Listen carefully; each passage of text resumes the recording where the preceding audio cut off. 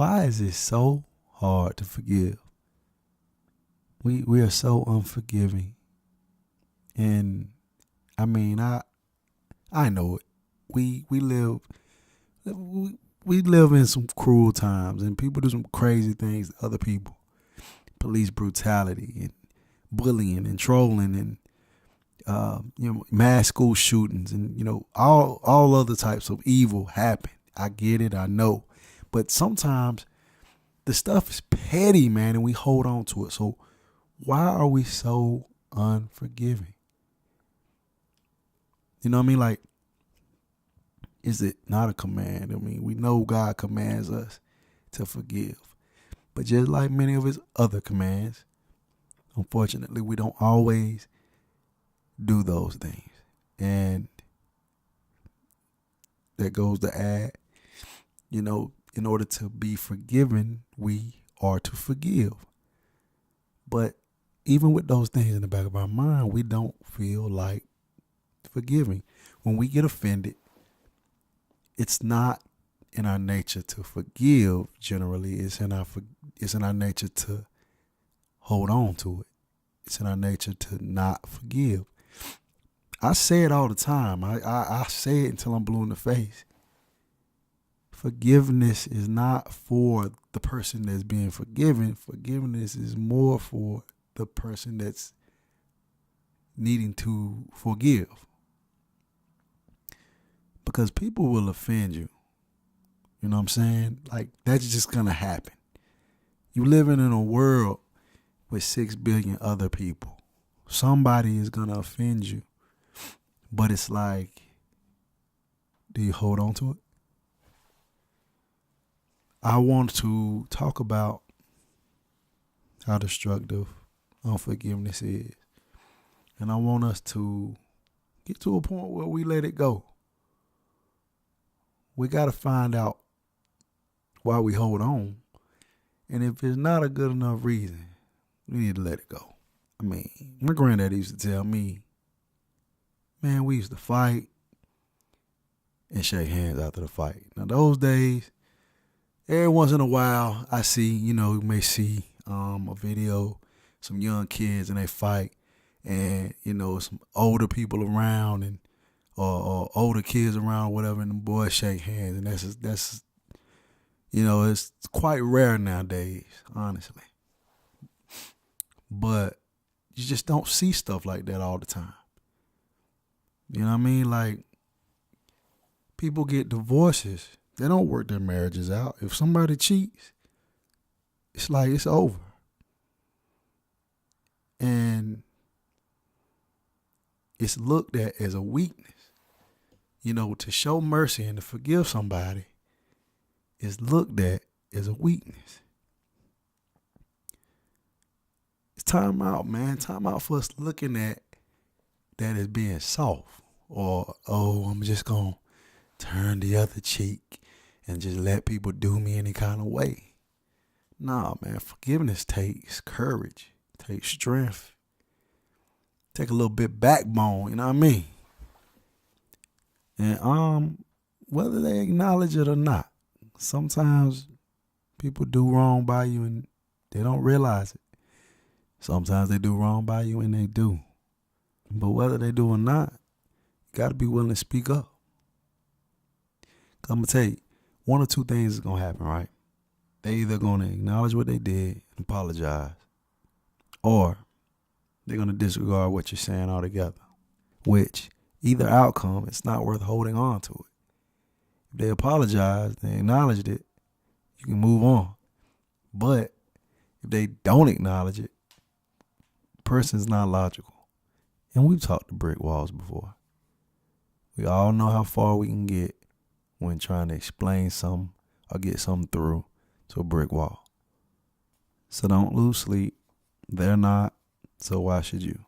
Forgive them and move on. I forgot. There is one other outcome. They may not agree with the fact that they've offended you. They do acknowledge what you're saying, but they disagree with it. So, okay, conflict. Conflicts are unavoidable. Here's a prime example. where you bring your case to a person and then they respond to it. We got to stop being mad at the fact that people don't see things the way we see them, or they don't agree with us. Like, they don't have to like what we say, right? Like, we don't have to like what they say. You know what I'm saying? But the reason why I guess disagreements are so counterintuitive is because it's a disagreement aimed at reaching an agreement. You have to accept the discomfort of conflict. And if you're not careful, it can get very immature real quick, because them not agreeing with you or them not seeing it the way you see it will further offend you. So instead of dealing with the conflict head on, you back down, you cower, and all your frustrations and your aggressions become passive aggressiveness. Oh yeah, that's what it is at the end of the day. Unforgiveness is a passive aggressive trait. So all this time goes by. The person probably thought it's over and done with, but you're holding on to it. So you're doing things indirectly to show that it's still there. Or, maybe they realize, oh, that person's still mad. It could be a week later. You still mad? You still upset? You still don't want to talk this out? At this point, the person willing to come to you now and talk it out, and you still choose not to. No, you didn't want to talk to me about it at that time. So why do we need to talk about it now? Dude, because you're clearly still bothered by it. You know what I'm saying? What we need to remember is that don't nobody owe us nothing. Sometimes things come through and it's clutch. So we need to kind of take advantage of certain things. Like when someone comes to us after they've wronged us and they want to work it out. Those things are rare, man. They don't always happen. And we need to get over wanting an apology or wanting, somebody has to tell me sorry, or they have to tell me. We got to get over that, man. Who are we? Like, for somebody to think that they are owed an apology. Come on, man. That's that high and mighty stuff. And people wait 50 years, 50 years for a whole apology, and they'll never get it. You know what I'm saying? The person that they waiting for to forgive them, they already in past. They already came to peace, made the peace with the stuff, and they still waiting. So then they on their deathbed and they end up still having to forgive the person. We got to do better, man. And I'm gonna tell you, man, unforgiving people, they are looked at as negative people. You do not want to be labeled someone that's negative, man. Nobody wants to be around that. You know what I'm saying? We try to have a good time, and you keep bringing up something, keep revisiting the past, how can you move forward? That is something psychologically damaging because it immediately impacts the mind. It takes mental strength sometimes for us to forgive ourselves. So when you keep bringing something up, it's like, I already beat this mentally. Why is it being beat back into my mind, back into my memory banks? But you know what, though? In many cases, at the end of the day, it's all about leverage. You know what I'm saying? Because in the event that we offend someone, then we can use what they did as leverage or justify our own actions when we offend them. Like, well, you did this, so that's why I did. Come on, man. Two totally different incidences. They have nothing to do. They have nothing to do with one another. And to me, it's a weak argument anyway. I don't know too many people willing to hold a conversation long when the argument is weak. Well, I'm not. And that's coming from me. And I love to talk. So it's best we just forgive and let it go. Whether we get an apology whether they even acknowledge it, whether they know what they did, or look, I remember one time, man, me and my dad got into a horrible verbal argument, right? He said something I would have never thought he would have said to me, right? And we hung up and we didn't talk for a long time. And time went by. I would talk about it to my friends. Of course, I would get mad. I would feel myself get mad. So obviously, I hadn't forgiven them. Well, as things happen, I called my dad one day for my sister, and unbeknownst to me, my dad had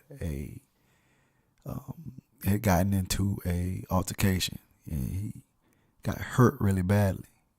His brain was severely damaged, and what ended up happening was he had a 50-50 chance of making it.